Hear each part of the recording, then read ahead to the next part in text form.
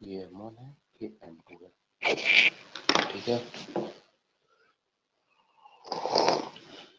अब देखिए, अब हमको इसको फ्री बॉडी डायग्राम बताना है कि इस कौन कौन से फोर्स M1 पे लग रहे हैं और M2 पे लग रहे हैं। तो हम पहले M1 बनाएंगे।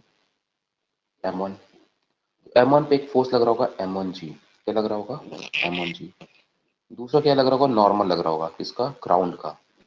ग्राउंड एक जहां कांटेक्ट फोर्स है, जहां इनकी कांटेक्ट फोर्स है ना M1 ग्राउंड के बीच में, वहां नॉर्मल फोर्स लगेगा।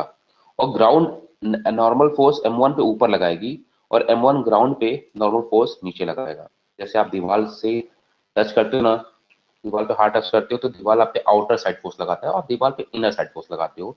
एक्शन रिएक्शन है। हम यहाँ पे जो M1 ग्राउंड पे फोर्स लगाएगा N1 एन वो नहीं दिखाएंगे। सेकेंड जो कांटेक्ट फोर्स आएगा वो M1 M2 के बीच में जो कांटेक्ट है, तो M2 एक फोर्स लगाएगा नीचे साइड में। किस पे? N1 फोर्स लगाएगा। क्या लगाएगा? N1 लगाएगा M2 M1 पे। सिमिलरली M2 पे कौन कौन से फोर्स लगेंगे? एक तो M2G लगेगा, दूसरा एक नॉर्मल फोर्स जो M1 लगा रहा है उसके ऊपर एक नॉर्मल फोर्स लगा रहा है, ठीक है। M2G के ऊपर नॉर्मल फोर्स लगा रहा है। अब इक्वेशंस को बैलेंस करो, आप M1G को बैलेंस करो तो ऊपर डायरेक्शन में N is equal to N1 नीचे प्लस M1G, क्योंकि कोई एसोलेशन नहीं है, ठीक है। ये इक्वेशन फर्स्ट है। अब इक्वेशन सेकेंड लिखो। कैसे आएगा? M2 का फ्री बॉडी डायग्राम से कितना आ गया? N is equal to M2G। N कितना आ गया? M2G। तो N तो आपको सीधा सीधा मिल जा रहा है। जो M1 M2 के बीच में फोर्स है वो सीधा सीधा मिल जा रहा है, ओके। तो N को पुट करो अब उसमें, है ना। तो क्या आ जाएगा इक्वेशन? इक्वेशन क्या आ जाएगा? N1 मिल जाएगा आपको, है ना। सॉरी देखिए, ये सेकंड वाले पे क्या है? ये N1 आएगा, है ना। ये N1 है और ये N1 है। तो N1 इक्वल टू M2G आएगा। देखिए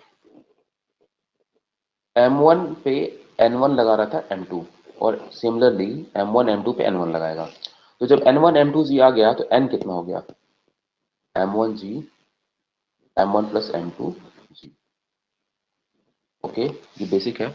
अभी आगे चलेंगे, इसी में फ्रिक्शन होगा तो और ढंग से इसको समझाते हैं, ठीक है। देखिए अब सेम ब्लॉक्स मान लीजिए, आप पढ़ लीजिए। ये M1 और ये M2, ये M1 M2। अब सपोज करिए मैं एक फोर्स लगाता हूँ इस पे, एक फोर्स लगाता हूँ इस पे M1 पे। तो आपको आपको भी सॉल्व नहीं करना, बस फ्रिक्शन दिखाना है। फ्रिक्शन समझिए दोनों सरफेस पे फ्रिक्शन है, तो फ्रिक्शन का फोर्स कहाँ का लगेगा? अब देखो, आप पहले आप ग्राउंड और M1 को पकड़ो, ग्राउंड और M1 को पकड़ो, ठीक है।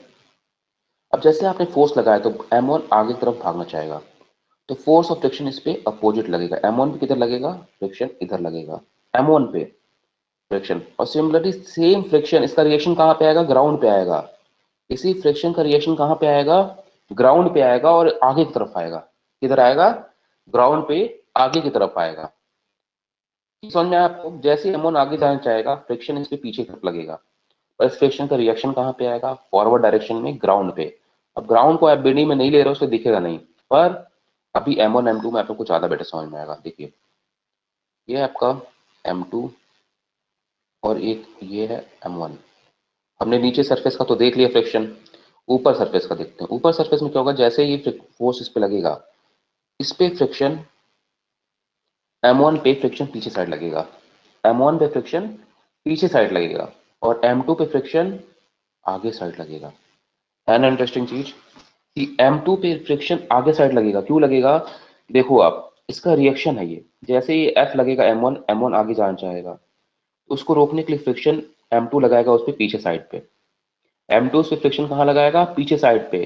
तो उसका रिएक्शन कहाँ आएगा? M2 पे आएगा, और किधर आएगा? फॉरवर्ड डायरेक्शन में आएगा। कितना आएगा? फॉरवर्ड डायरेक्शन में आएगा M2 के ऊपर। क्लियर?